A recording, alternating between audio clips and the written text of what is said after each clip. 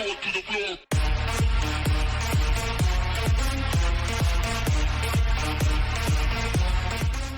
received the new Wltoys 12429. It's a 1/12 scale 4-wheel drive off-road buggy, ready to run with a 540 brusque motor inside there.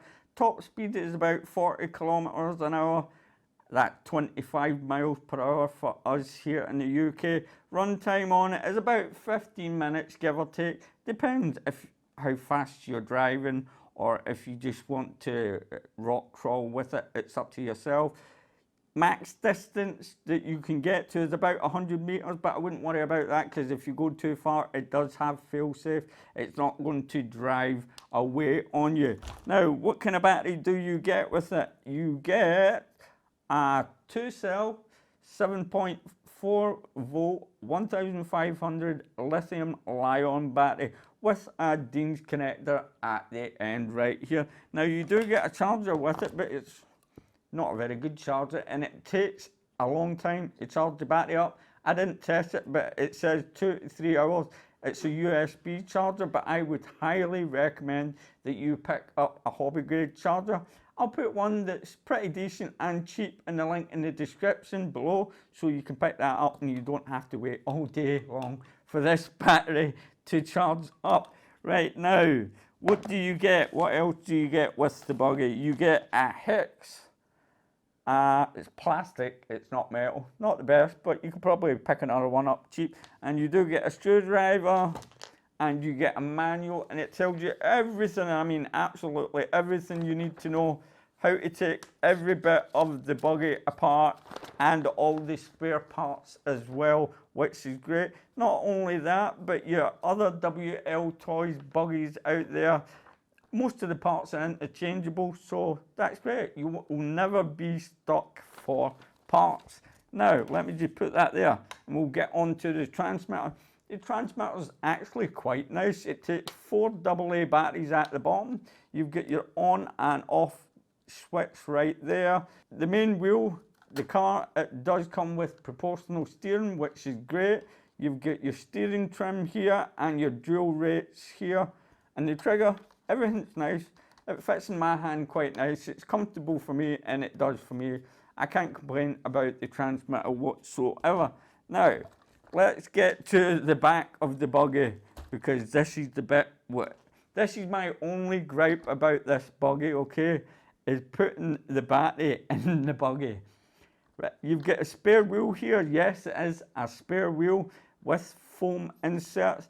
Now, sometimes you can't even pull the C-clips off. What I'll just usually do is get the screwdriver and pull them off, or you can put a zip tie on it, and it makes it a lot easier to take it off. Your battery bay is really, really small there at the back, and it doesn't open very wide at all. What you can do is just take this rear wheel off, and it'll open a little bit wider. The way I slot the battery into the back is I just push it under, put the balance lead in, don't push the battery fully in quite yet, then push the battery in and put that Dean connector down and under. Now you want to put a bit of pressure where you put the C-clips in. That's one in. Get the other one, because it's really tight and snug right there. There you go, and that is the battery in. If you've got big hands, you're going to struggle there. Not only that, plugging the battery in itself is a bit awkward. It's right under there. I don't know if you can see that, it's quite hard to see. And if you get big hands, you're going to struggle again, and I'm going to try and plug this in. Right, there you go. That's it, all plugged in. And what you would want to do after it's plugged in, pull the wires through the front seats just a little bit, so that it is not touching the rear shock absorber. Okay, but that is my only gripe, plugging the battery in. But I'm sure you can mod that yourself. It'll be quite an easy fix. Now you've got LED lights at the top, which is great when you're driving and it's dark. And underneath, if I turn it over, you've got your metal plate brace here at the front, and your on and off switch right here. Now what I'm going to do is I'm going to turn the transmitter on. Then I'm going to turn the buggy on.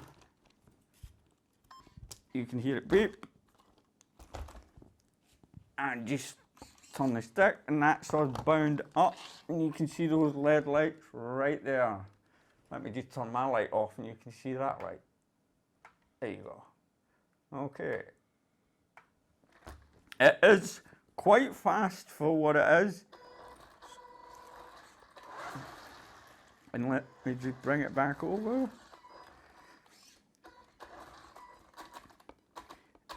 And turn everything off. Now at the front, everything is plastic. You've got plastic bumper, plastic main arms, plastic steering rods. Your drive shaft is metal and the axle cups is metal as well. You've got a metal arm stiffener which is right here. You've got two of them as a matter of fact. You've got bearings everywhere on the buggy. The main drive shaft is metal too. The hexes behind the wheels are plastic. You can change that if you want.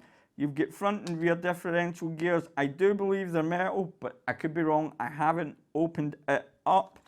The main spur gear is plastic and the main motor gear is metal. I'm not sure of the pinion, how many teeth are on it, because I didn't open it up. There is a dust cover over that. Now the front shocks are not the best, even though the friction shocks, look at that, it doesn't bounce back at all. It's not bouncing back.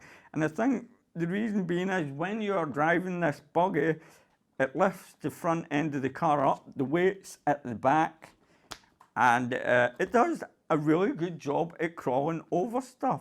I've driven this car over my son's leg and over his stomach, and it can go up cubs, and at the back you can see that rear axle. Look at the way that bends down like that. It's unbelievable. And if I was to turn it upside down here, you can see that metal drive shaft gear running all the way up, and like I said, the ball bearings there running all the way up, and that's the metal plate there to help the plastic, to strengthen up the plastic on underneath there. In that, but when I have tested this car, it's always been wet, damp or rainy, and I tried to get up a curb and it just wouldn't go because the wheels were slipping. But if it was a dry day, it would have been absolutely fine. And the speed is okay. It might not be the fastest out there, but it's okay. You can put your own oil-filled shocks in there if you want. It comes with a 3 kilogram servo. You might be able to see the shock absorbers right in there. But there's other videos out there that will show you that. And the rear shocks, they're absolutely excellent. Look at the way that bounces back. The bounce on that is absolutely excellent.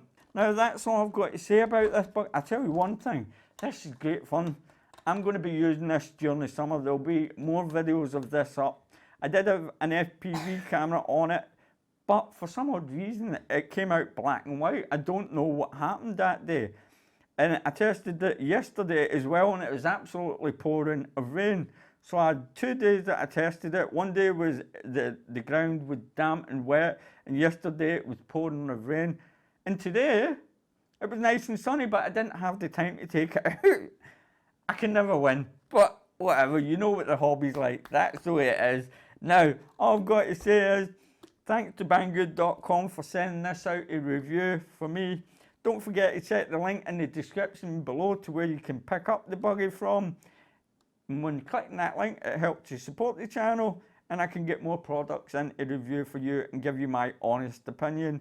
And like I said, I love this buggy. This will be my go-to buggy for just now until I get something else.